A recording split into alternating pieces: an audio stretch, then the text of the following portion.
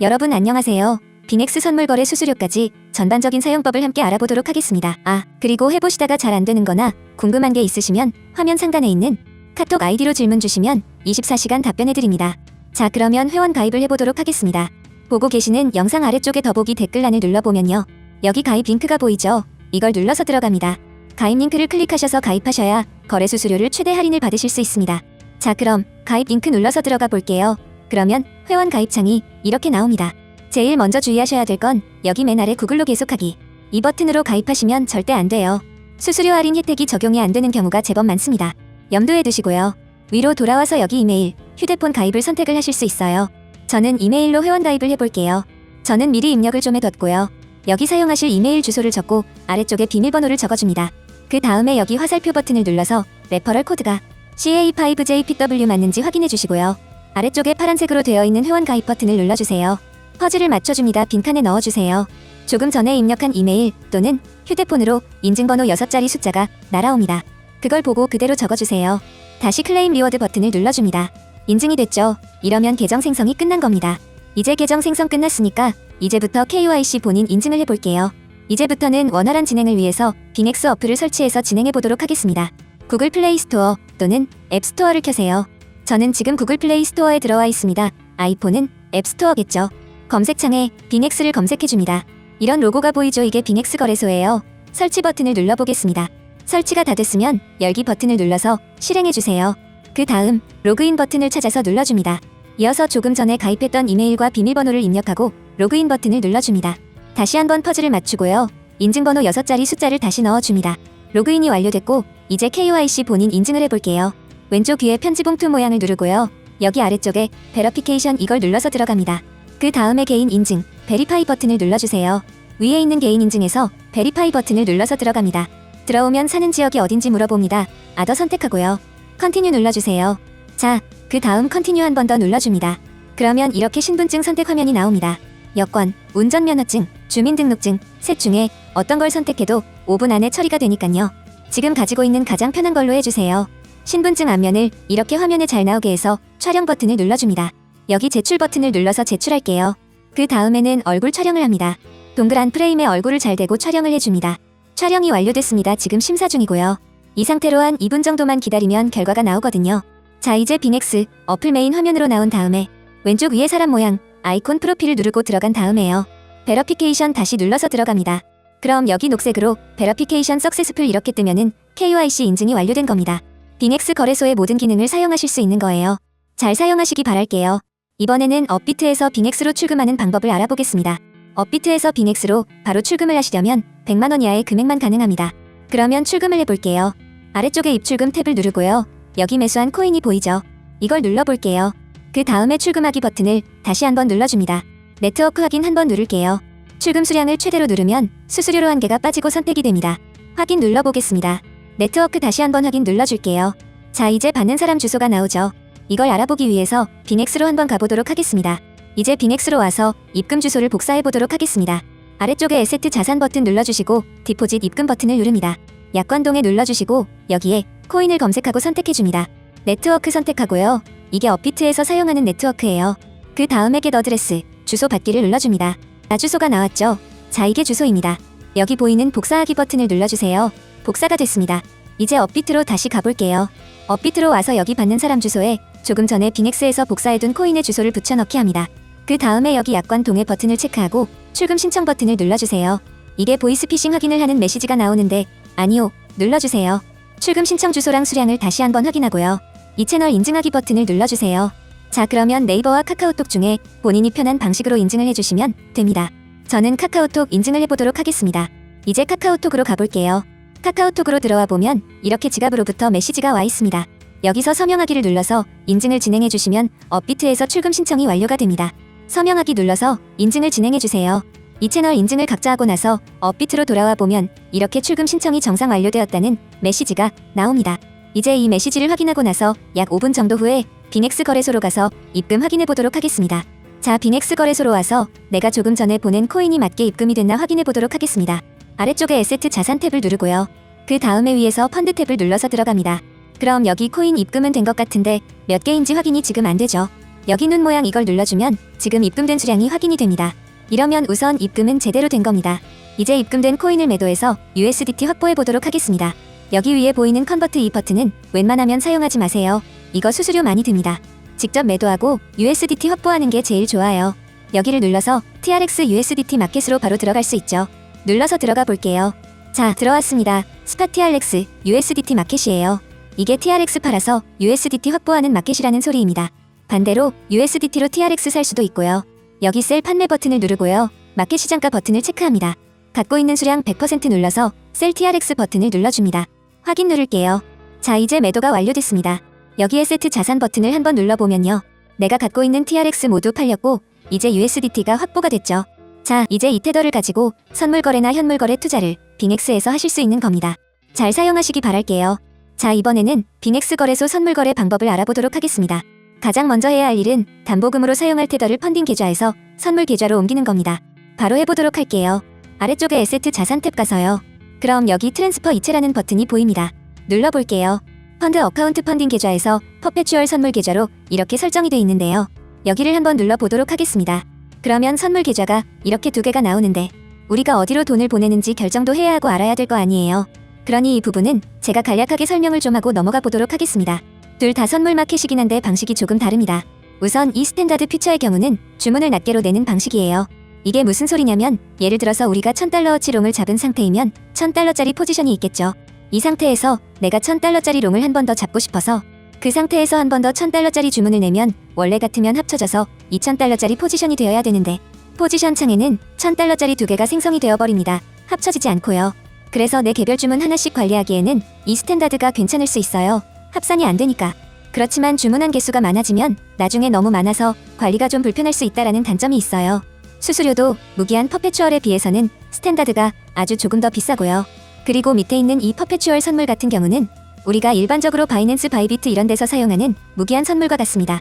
우선 그렇게 이해를 하고 넘어가시면 될 것 같아요. 저희는 퍼페추얼 여기를 선택하고 이체를 해보도록 하겠습니다. 자, 펀딩 계좌에서 무기한 선물 계좌로 USDT 테더를 이체해보도록 하겠습니다. 트랜스퍼 눌러주세요. 이체가 완료되었습니다. 선물 계좌로 이체도 했으니까요. 본격적으로 선물 거래 숏 포지션을 잡으러 가보도록 하겠습니다. 여기 아래쪽에 트레이드 이 마크를 한번 누르고요. 만약에 현물로 되어 있을 경우 이걸 선물로 바꿀게요. 한 번 더 눌러주세요.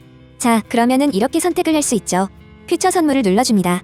선물 마켓에 들어오면 위쪽에 퍼페추얼, 무기한과 스탠다드를 선택을 할 수 있어요. 이 둘 중에서 저희는 퍼페추얼 무기한을 해보도록 할게요.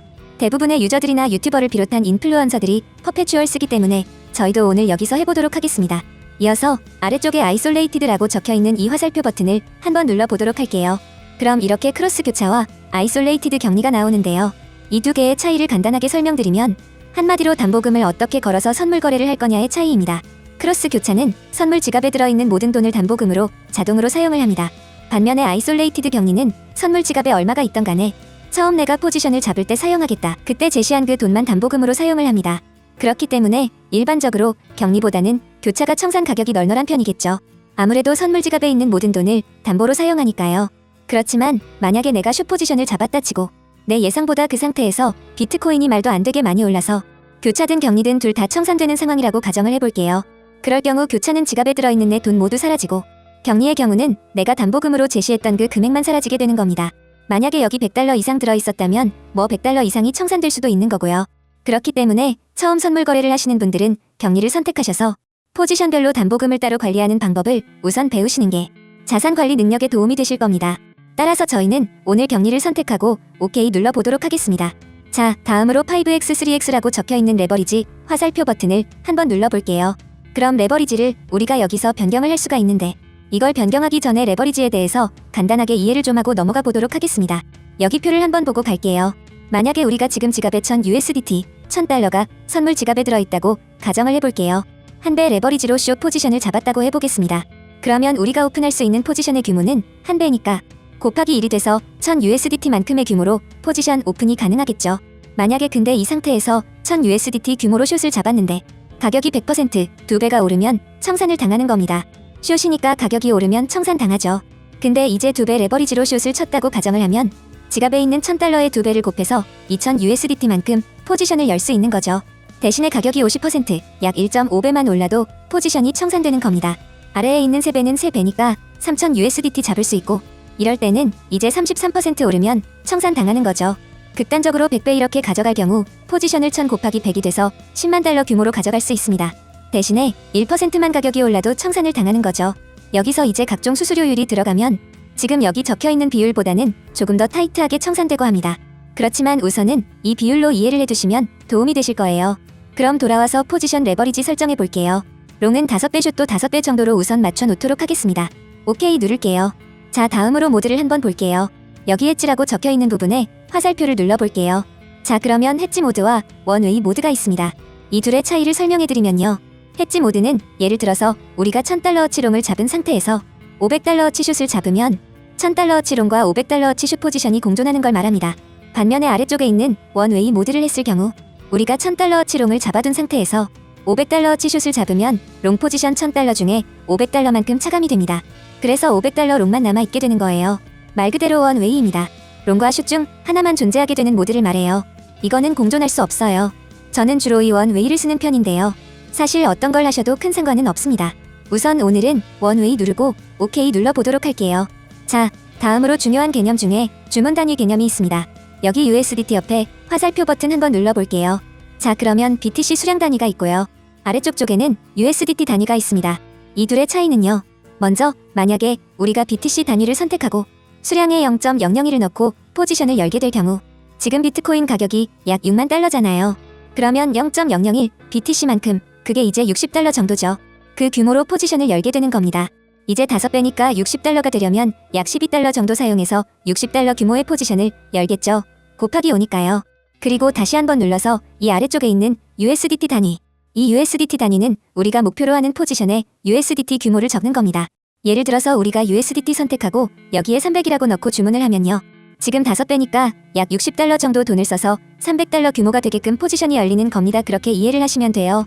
저희는 USDT 단위로 오늘 해보도록 하겠습니다. 자, 이제 우리가 필수 개념은 설명을 다 했고요. 바로 숏 포지션 잡아보도록 하겠습니다. 하나씩 확인을 하면서 가볼게요. 비트코인 선물 마켓에 있고요. 그리고 격리 5배의 원웨이 모드.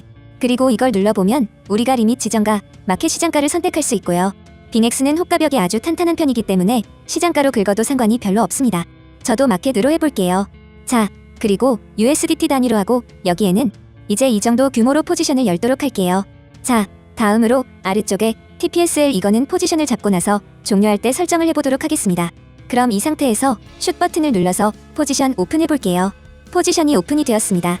스크롤을 내려볼게요. 그럼 이렇게 포지션 상태 창을 볼 수 있습니다. 여기서도 꼭 필요한 개념만 알아보고 가도록 하겠습니다. 여기 언리얼라이즈드 P&L 은미실현 손익이라고 해서 가격에 따라 계속 바뀌는 손익금을 나타냅니다. 여기 오른쪽에 보이는 게 수익률 또는 손실률. 그렇게 이해를 하시면 되고요. 그리고 아래쪽에 보이는 이 포지션, 이게 이제 포지션 규모인데요. 옆에 있는 마진 이건 담보금이에요. 우리가 5배로 잡았으니까 100USDT가 되려면 약 20USDT 정도는 담보가 있어야겠죠. 다음으로 옆에 있는 리스크 이건 위험률인데요. 이게 100% 되면 포지션이 청산합니다.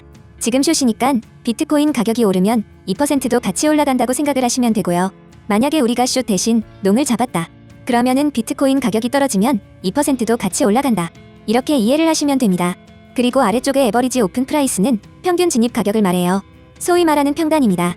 우리가 지금 63,181.5달러에 숏 포지션을 들어간 거예요. 지금 이 가격보다 비트가 살짝 올라서 이제 마이너스로 미실현 손익이 찍혀 있는 거고요. 그리고 옆에 있는 마크 프라이스는 중요한 가격인데 이게 시장 평균 가격이라고 합니다. 주요 메이저 거래소들의 비트코인 현물 가격을 평균 내서 받아오는 가격이에요. 이 가격이 만약에 옆에 보이는 이 리퀴드 프라이스, 청산 가격까지 올라가 버리면 지금 숏이니까 이 포지션이 청산되는 거다. 이렇게 이해를 하시면 됩니다. 우리가 여기서 이제 헷갈리면 안 되는 게 지금 여기서 보면 지금 체결되는 가격은 63,200달러 정도 마크 프라이스랑 약간 달라요. 실제 체결되는 가격이 이게 청산 가격까지 같다고 해서 포지션이 청산되는 게 아니고요. 이 평균값을 뜻하는 마크 프라이스가 청산 가격까지 와야 그때 포지션이 청산되는 겁니다. 이걸 꼭 알아두시기 바랄게요. 자, 다음으로 소위 스탑로스라고 불리는 TP와 SL에 대해 알아보도록 하겠습니다. 눌러볼게요. 그럼 기본적으로 두 개가 나오죠. 위에 있는 테이크 프로핏은 예약 입절을 뜻하고요. 아래에 있는 스톱 로스는 예약 손절을 뜻합니다. 먼저 테이크 프로핏을 눌러볼게요. 그럼 제가 미리 입력을 해둔 값이 여기 보이죠. 지금 6만으로 가격이 내려가면 지금 숏이니까 입절이죠. 6만까지 가격이 내려갔을 경우 얼마만큼 종료할 거냐? 저는 이제 100% 전부 다 종료를 하겠다. 여기서 OK를 누르면 예약 주문이 나가는 겁니다. 그리고 아래쪽에 스톱보스를 눌러보면요. 제가 미리 입력을 해놨는데 지금 가격이 65,000달러까지 만약 올라갈 경우 지금 해당 포지션을 그때 손절을 해라. 이런 주문을 예약 거는 거고요. 수량은 이렇게 100% 해놓을 경우 65,000까지 갔을 때 모든 수량을 손절해라.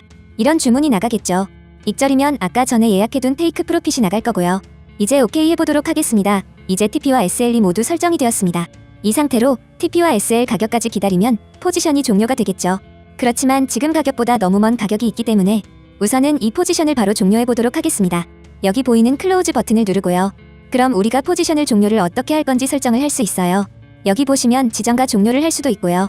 마켓 시장가로 종료를 할 수도 있습니다. 저는 마켓 시장가로 종료해보도록 할게요. 주문할 수량을 설정하고 OK 눌러보겠습니다. 이러면 포지션이 종료가 되었죠. 아주 약간 수익을 내고 포지션이 종료가 된 겁니다. 여기까지 가입부터 입금 거래까지 설명해드렸습니다. 중간중간 모르는 부분이 있으시면 카톡으로 문의 주시면 자세하게 설명드릴 테니 언제든지 문의 주세요.